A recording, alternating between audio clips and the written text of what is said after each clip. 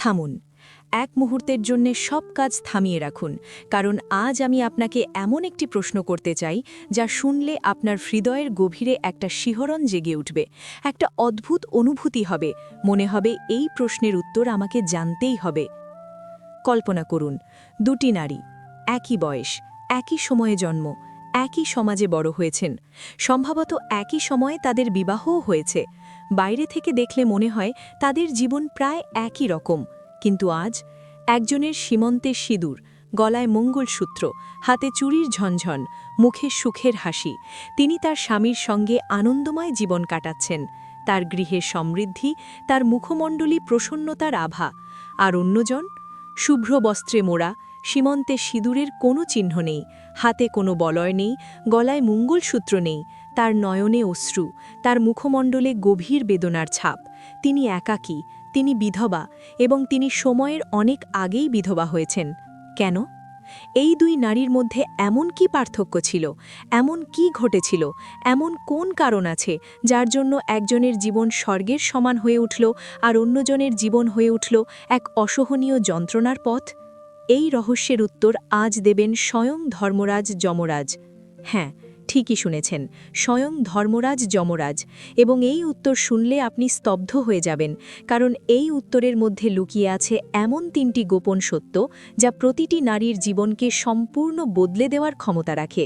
এই তিনটি সত্য জানলে বুঝতে পারবেন কোন কার্যের কারণে একজন নারী সময়ের পূর্বেই বিধবা হয়ে যান, কোন আচরণের কারণে একজন নারী স্বামী থাকতেও সারা জীবন দুঃখময় জীবন কাটান, এবং এমন কোন বিশেষ বস্তু আছে যা একজন প্রকৃত পতিব্রতা নারী তার স্বামীকে কখনোই দেন না এবং দেওয়া উচিত নয়। সকল মাতা ও ভগিনীদের কাছে বিনীত নিবেদন এই যে এই পবিত্র কথাটি সম্পূর্ণ অবশ্যই শ্রবণ করবেন এবং নিজেদের জীবনে এর বার্তাটি গ্রহণ করবেন। আজ আমরা এমন একটি কাহিনীর মধ্যে দিয়ে যাত্রা করব যে কাহিনী শুনলে আপনার চোখ ভিজে আসতে পারে, হৃদয় ভারী হয়ে উঠতে পারে, কিন্তু সেই সাথে এমন একটি জ্ঞানও আপনি লাভ করবেন যা আপনার সারা জীবন কাজে আসবে। এই কাহিনীতে আছে বিশ্বাস আর বিশ্বাসঘাতকতার দ্বন্দ্ব, আছে সত্য আর মিথ্যার সংঘর্ষ, আছে ষড়যন্ত্রের অন্ধকার এবং পতিব্রতা ধর্মের আলো, আছে মৃত্যুর দোরগোড়ায় দাঁড়িয়ে একজন সাধারণ নারীর অসাধারণ সাহস, এবং এই কাহিনীর শেষে আছে এমন একটি সত্যের উদ্ঘাটন যা আপনাকে বিস্মিত করবে। চলুন, আপনাদের অধিক সময় নষ্ট না করে এই জ্ঞানবর্ধক কথাটি আরম্ভ করি। এটি সেই সময়ের কথা যখন ত্রিলোকে বিচরণকারী দেবর্ষি নারদ মুনি স্বীয় হস্তে বীণা ধারণ করে আকাশমার্গে বিচরণ করছিলেন। তখন হঠাৎ তিনি মর্ত্যলোকের দিকে দৃষ্টিপাত করলেন। নিচে একটি সুন্দর উদ্যান। বসন্তের সেই উদ্যানে নানা রকম পুষ্প ফুটে আছে। সেই উদ্যানে কয়েকজন নারী পুষ্পচয়ন করছিলেন। তাদের হাসির শব্দ, তাদের পদক্ষেপের ধ্বনি, সব কিছু যেন এক মনোরম দৃশ্যপট রচনা করছিল। দেবর্ষি নারদ আকাশমার্গে দণ্ডায়মান হয়ে একটু থামলেন, মনোযোগ দিয়ে দেখলেন। নারীগণ সকলেই প্রায় সমবয়সী, তাদের মুখমণ্ডলে যৌবনের লক্ষণ স্পষ্ট। মনে হচ্ছে তাদের জন্ম একই সময়ে হয়েছে, বিবাহও সম্ভবত একই সময়ে হয়েছে। কিন্তু তখনই দেবর্ষির দৃষ্টি আটকে গেল একটি বিচিত্র দৃশ্যে।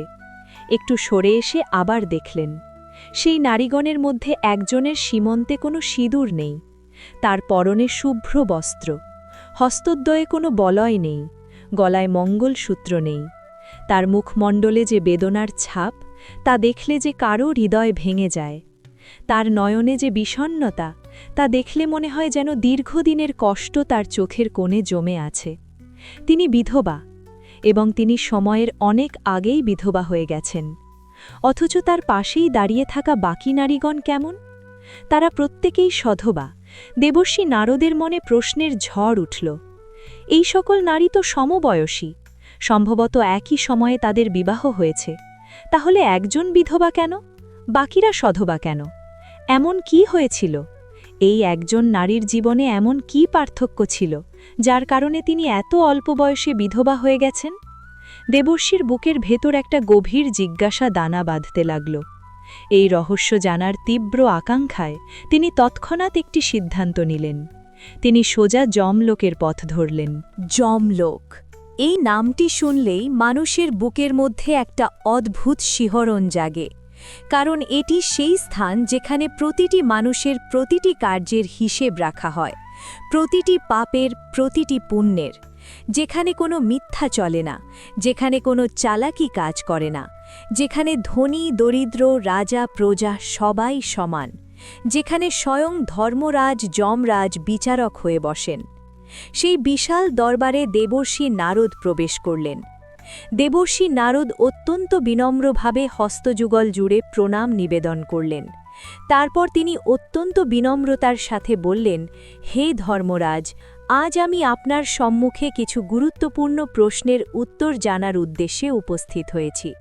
আমার আশা আছে যে আপনি অবশ্যই আমার জিজ্ঞাসা শান্ত করবেন। যমরাজ স্বীয় সিংহাসনে উপবিষ্ট হয়ে অত্যন্ত শান্ত ও গম্ভীর স্বরে বললেন, হে দেবর্ষি, আপনি বলুন আপনার সেই প্রশ্নটি কি? যদি আমি আপনার প্রশ্নের উত্তর প্রদানে সমর্থ হই, তবে আমি অবশ্যই আপনাকে সে বিষয়ে বিস্তারপূর্বক জানাব।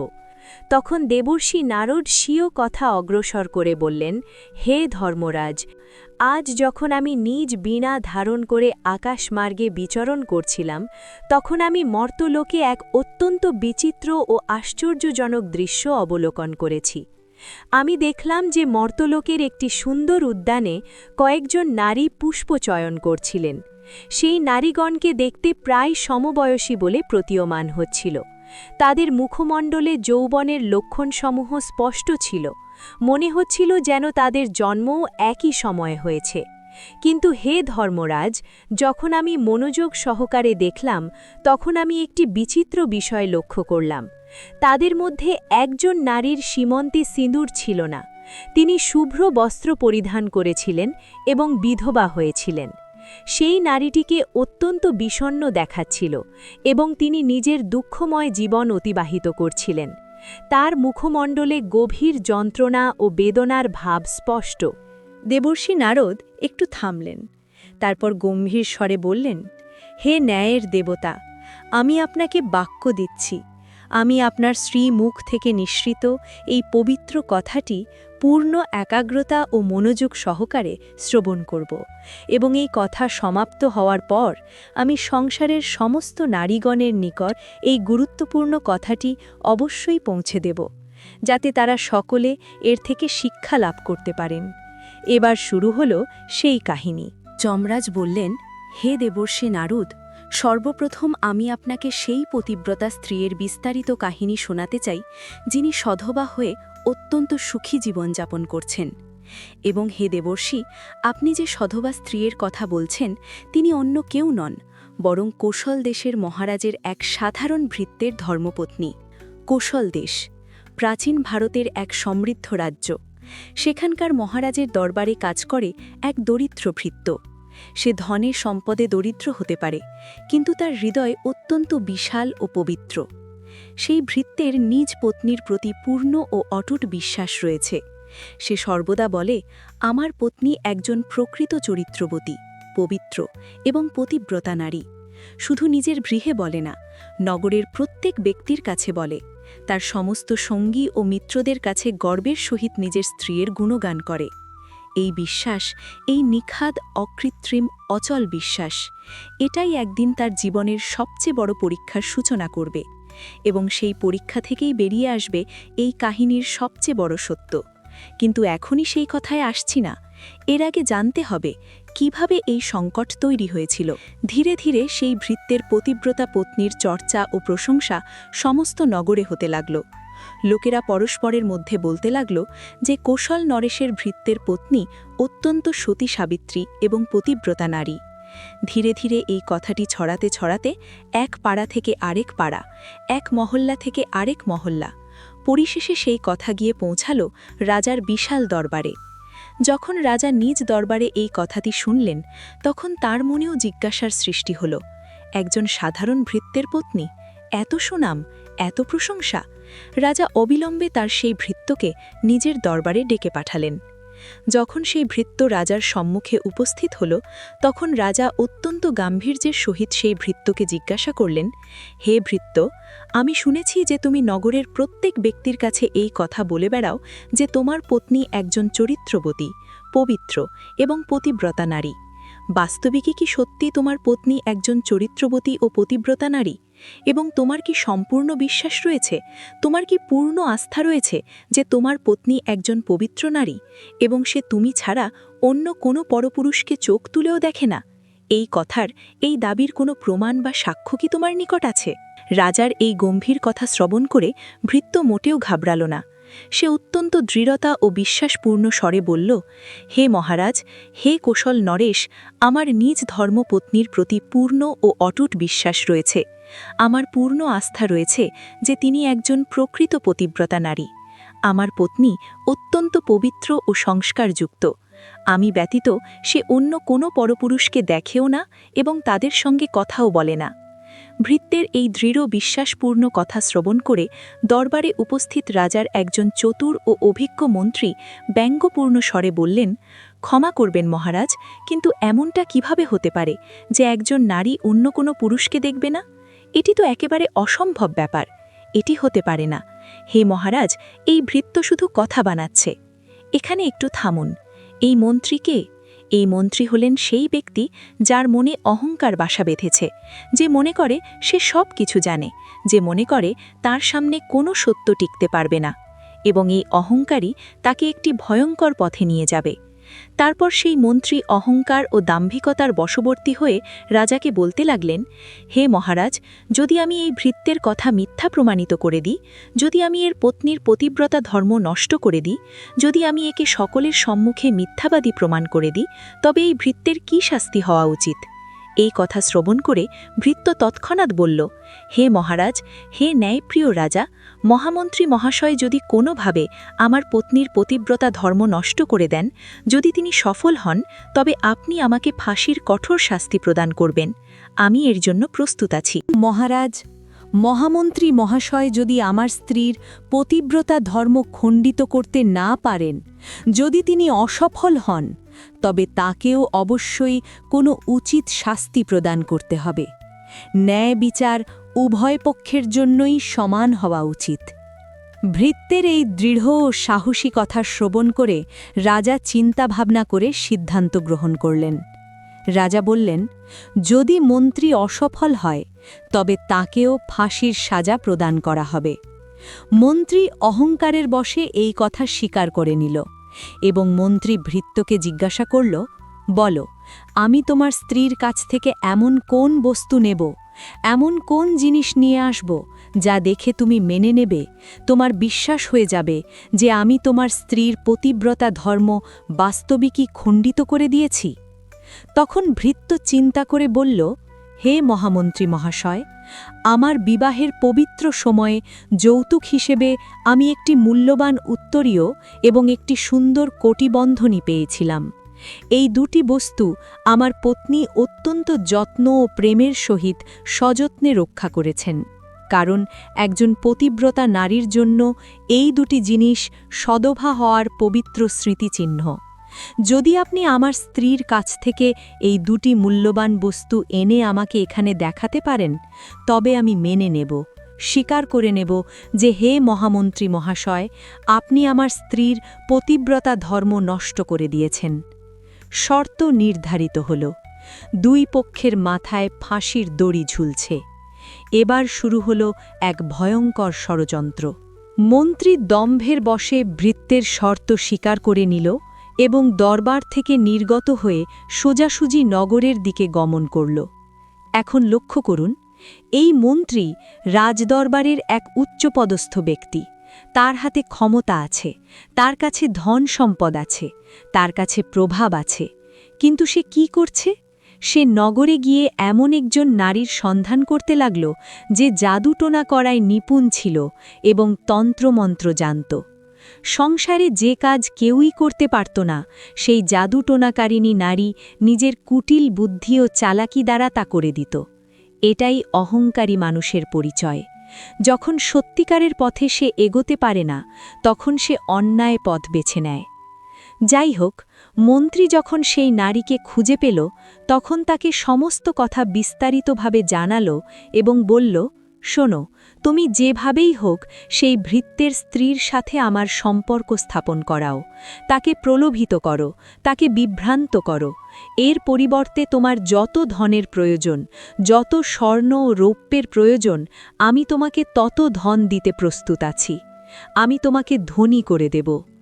এইভাবে মন্ত্রীর কথা শ্রবণ করে সেই চালাক নারী চিন্তায় পড়ে গেল এবং তারপর সে বলতে লাগল, হে মহামন্ত্রী মহাশয়, আপনার বলতে এটি অত্যন্ত সহজ হলেও বাস্তবে এমন কিছুই নয়। এটি অত্যন্ত কঠিন একটি কার্য।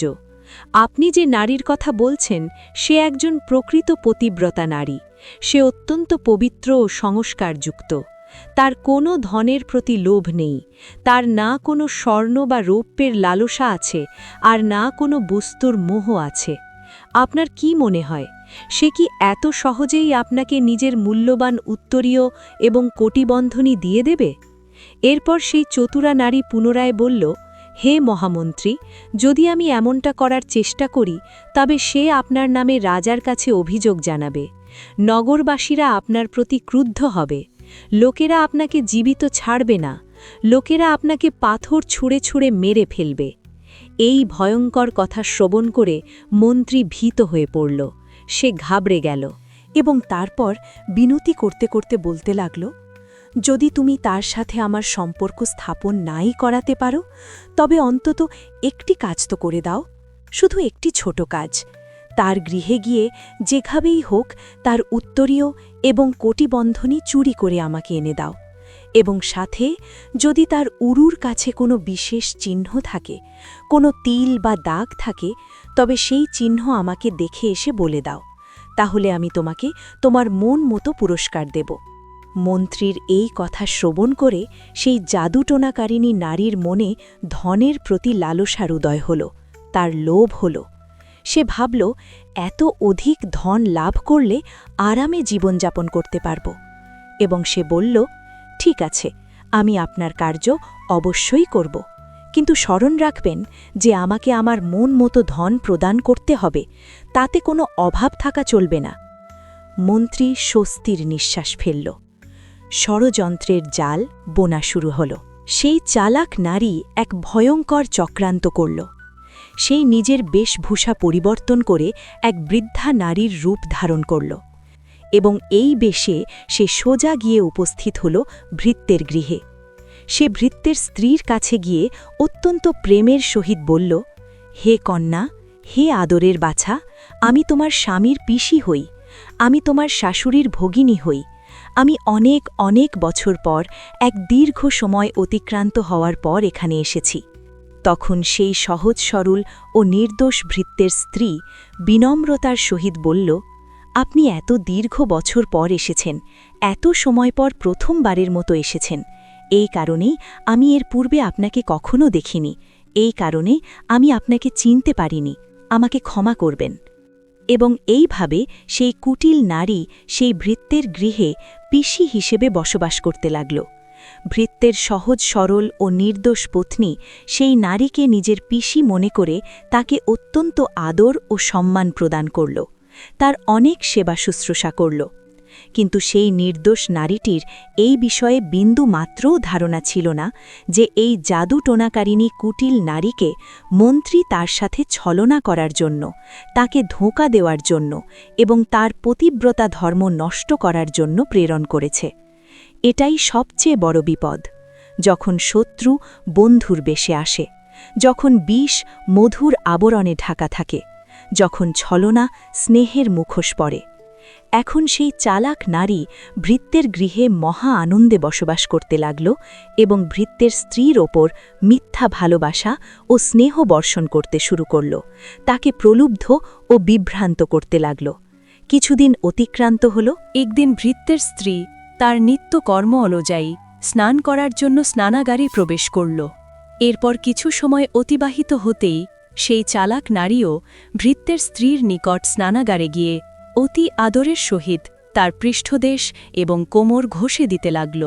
সেই সহজ সরল পতিব্রতা নারী অত্যন্ত লজ্জা ও সংকোচের সহিত তাকে নিষেধ করল এবং বলল, না পিসিমা, আপনি এসব করবেন না, আমি নিজেই করে নেব। তা সত্ত্বেও সেই কুটিল নারী মানল না এবং অত্যন্ত প্রেমপূর্ণ স্বরে বলতে লাগল, আরি কন্যা, তুমি আমার কাছে নিজের কন্যার চেয়েও অধিক প্রিয়। তুমি আমার নয়নের মণি, তাই বারণ করো না, লজ্জা পেও না। অনেক দিনের পর, এক দীর্ঘ সময় অতিক্রান্ত হওয়ার পর আমারও তোমার সাক্ষাৎ প্রথমবারের মতো হয়েছে। আমাকে তোমার সেবা করতে দাও। এবং এই কথা বলে সেই ধূর্ত নারী তাকে নিজের কথার মায়াজালে এবং প্রেমের জালে উলঝাতে লাগল।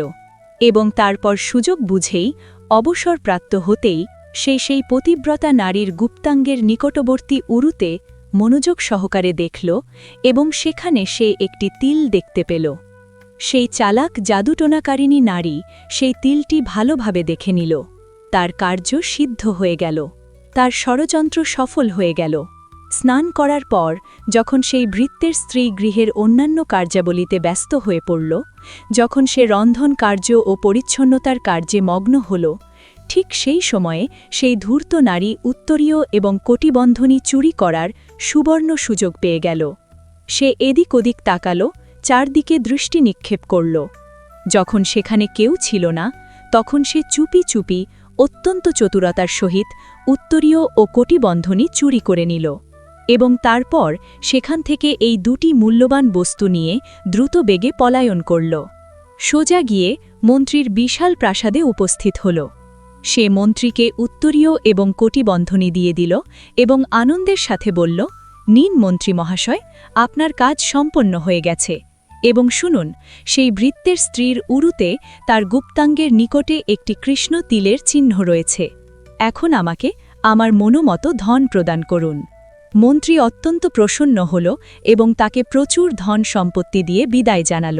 এরপর মন্ত্রী সেই উত্তরীয় এবং কটিবন্ধনী নিয়ে নিজের সাফল্যের ওপর গর্ব করতে করতে সোজা রাজার ভব্য দরবারে গিয়ে উপস্থিত হল। সেখানে পৌঁছে সে রাজার কাছে অহংকারপূর্ণ স্বরে বলল, হে মহারাজ, হে কৌশল নরেশ, আমি ভৃত্যের স্ত্রীর সাথে 2 দিন অতিবাহিত করে এসেছি এবং এই দেখুন, এই উত্তরীয় এবং কটিবন্ধনী সে নিজেই প্রেমের বশবর্তী হয়ে আমাকে প্রদান করেছে। সে নিজ ইচ্ছায় আমাকে এটি দিয়েছে। এইভাবে মন্ত্রীর এই চমৎপ্রদ কথা শ্রবণ করে রাজা তৎক্ষণাৎ পরদিন পূর্ণ দরবারের আয়োজন করলেন। তিনি সকল মন্ত্রীবর্গ ও সভাসদগণকে আহ্বান জানালেন এবং সেই ভৃত্যকেও দরবারে ডেকে পাঠালেন। এরপর মন্ত্রী পরিপূর্ণ দরবারে সকলের সম্মুখে ভৃত্যকে সেই উত্তরীয় এবং কটিবন্ধনী প্রদর্শন করে ব্যঙ্গপূর্ণ স্বরে বলল, দেখো ভৃত্য, এটি তোমার পতিব্রতা স্ত্রীর চিহ্ন। এবং তারপর সে পরিপূর্ণ দরবারে ঘোষণা করল, হে মহারাজ, ভৃত্যের স্ত্রীর বাম উরুতে একটি কৃষ্ণ তিলও রয়েছে, যা আমি নিজের চোখে দেখেছি। এই সমস্ত কথা শ্রবণ করে ভৃত্যের হৃদয় ভগ্ন হয়ে গেল। সে গভীরভাবে আহত হল।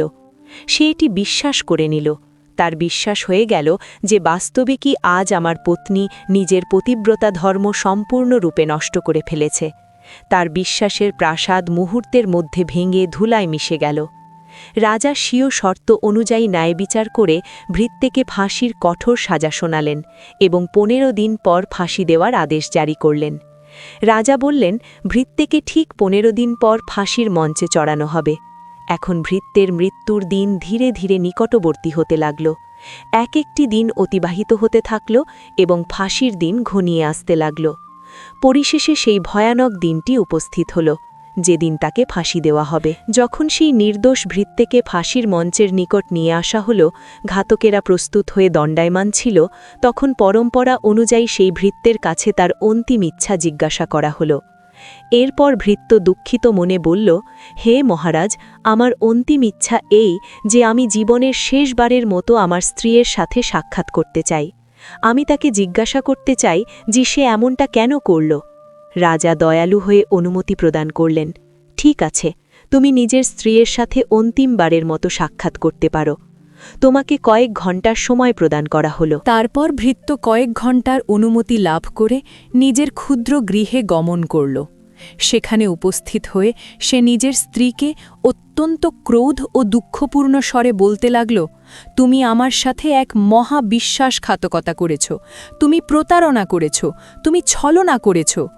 আমি তোমার ওপর এতখানি বিশ্বাস করে, তোমার প্রেমের ওপর ভরসা করে রাজার সম্মুখে মন্ত্রীর সাথে এমন এক বিরাট শর্ত রেখেছিলাম। আমি রাজার দরবারে গর্বের সাথে ঘোষণা করেছিলাম যে আমার পত্নী একজন প্রকৃত চরিত্রবতী এবং পতিব্রতা নারী। তার পতিব্রতা ধর্মকে কেউই নষ্ট করতে পারবে না।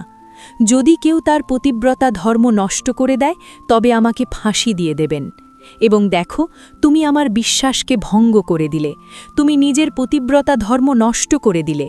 এখন আমাকে কিছু ঘণ্টার মধ্যেই ফাঁসি দিয়ে দেওয়া হবে। আমার মৃত্যু সুনিশ্চিত। তুমি আমার সাথে বিশ্বাসঘাতকতা করেছ, তুমি আমাকে প্রতারণা করেছ।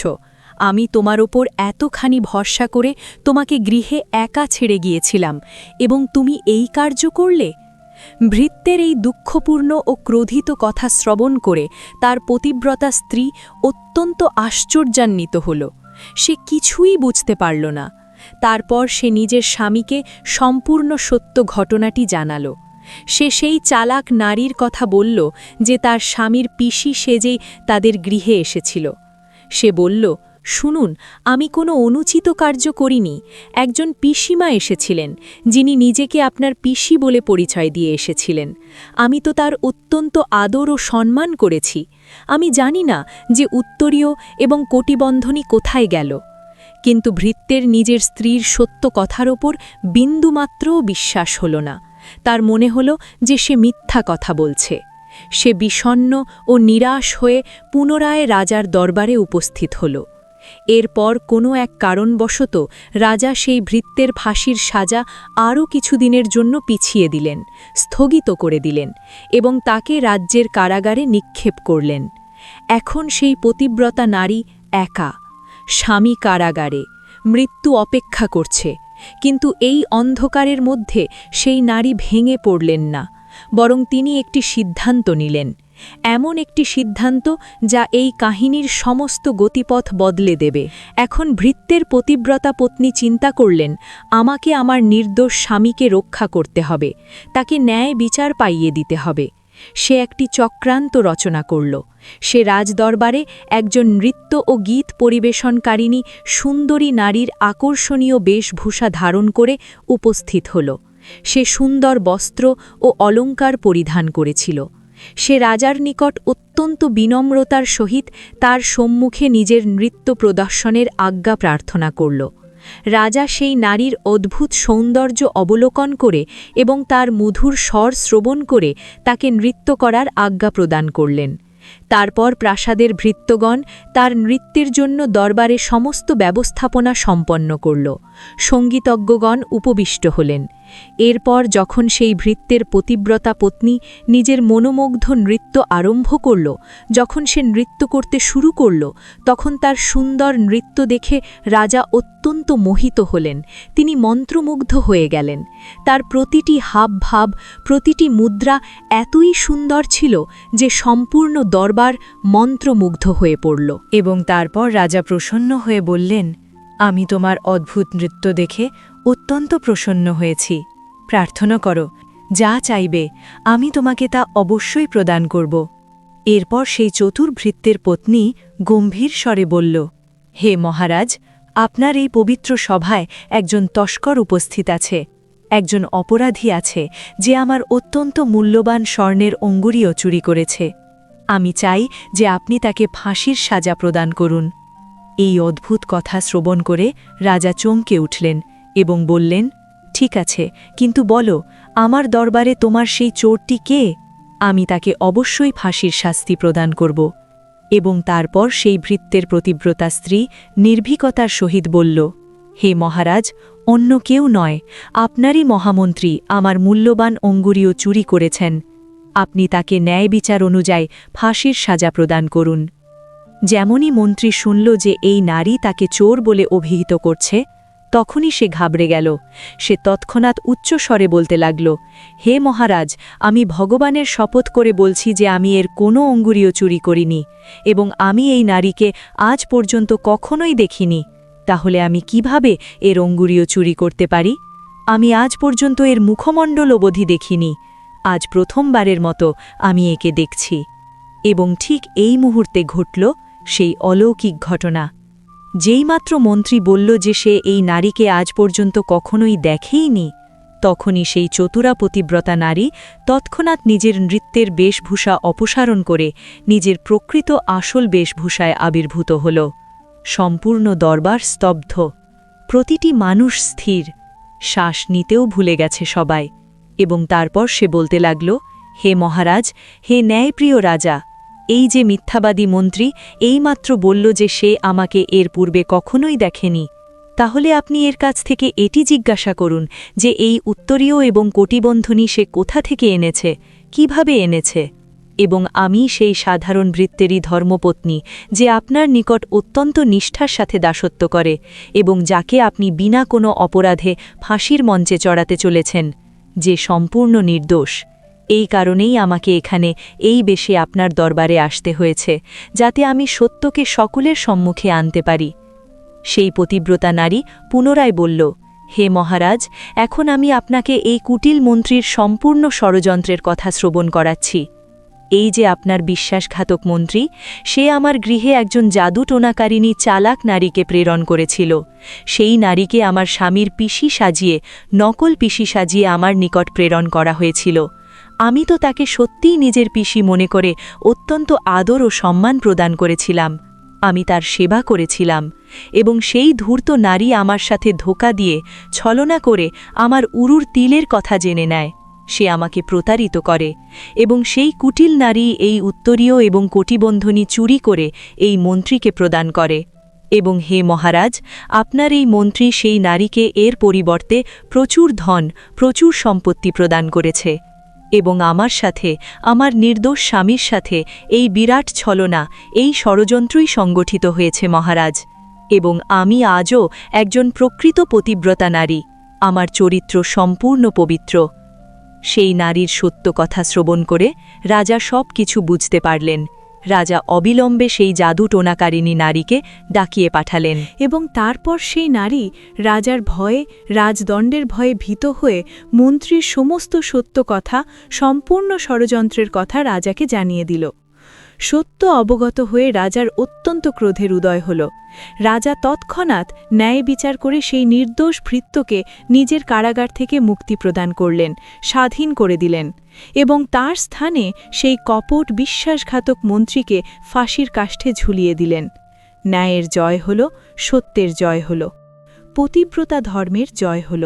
এবং এইভাবে কথাকে অগ্রসর করে যমরাজ বললেন, হে দেবর্ষি নারদ, এইভাবে সেই ভৃত্যের পতিব্রতা স্ত্রী পরিশেষে রাজাকে বলল, হে মহারাজ, আমি আমার স্বামীকে গভীরভাবে প্রেম করি।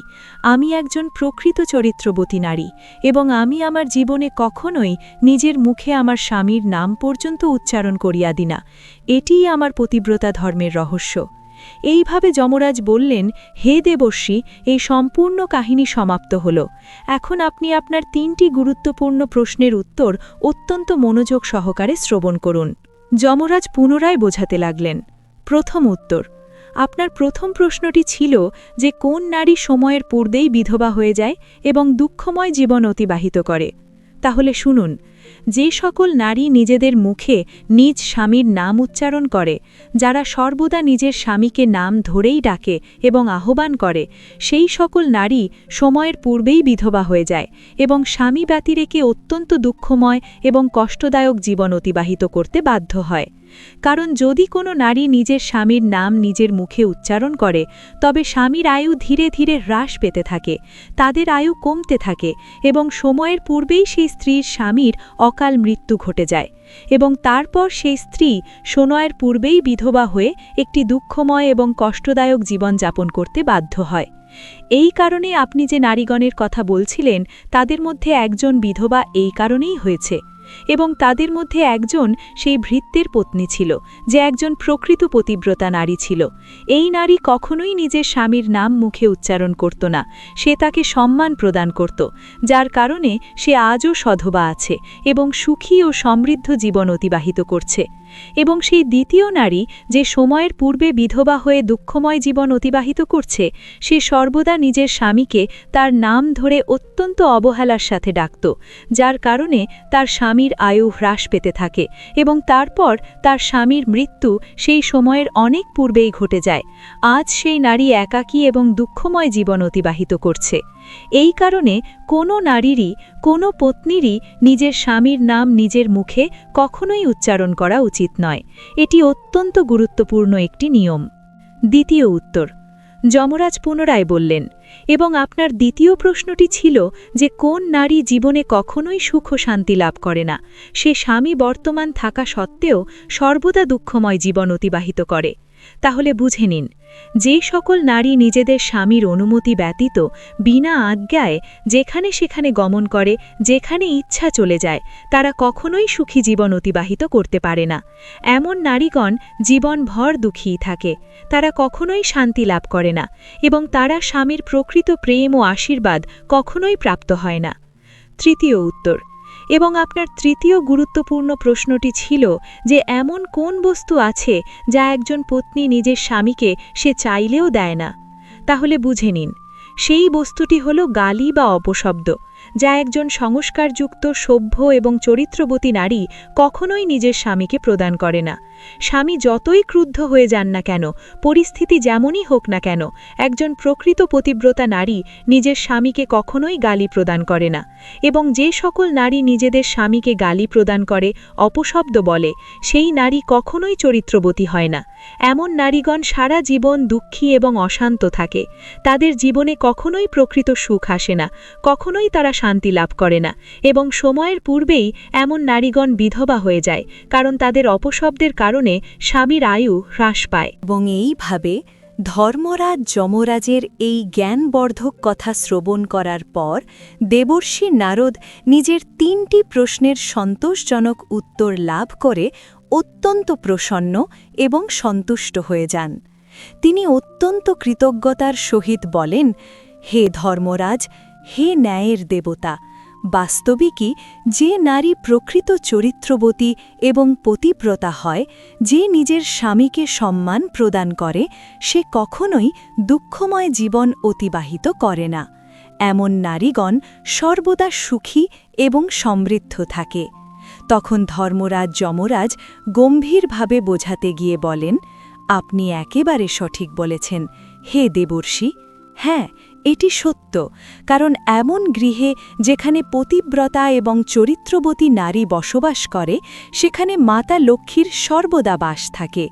দেবী লক্ষ্মী এমন গৃহে প্রসন্নতার সহিত নিবাস করেন এবং সেই গৃহ ধন সম্পত্তি, সমৃদ্ধি এবং আনন্দে সর্বদা পরিপূর্ণ থাকে। সেই গৃহে কখনোই অভাব আসে না, কখনোই দুঃখের প্রবেশ ঘটে না। এই প্রসঙ্গে ভগবদ্গীতার একটি অমর বাণী শ্রবণ করা যায়, যত্র নারীয়াস্তু পূজন্তে রমন্তে তত্র দেবতাঃ, যত্রৈতাস্তু ন পূজন্তে সর্বাস্তু তত্রা ফলাঃ ক্রিয়াঃ। অর্থ, যেখানে নারীগণকে সম্মান ও পূজা করা হয়, সেখানে দেবতাগণ বিরাজ করেন, আর যেখানে নারীগণ সম্মানিত নন, সেখানে সমস্ত শুভ কার্য নিষ্ফল হয়ে যায়।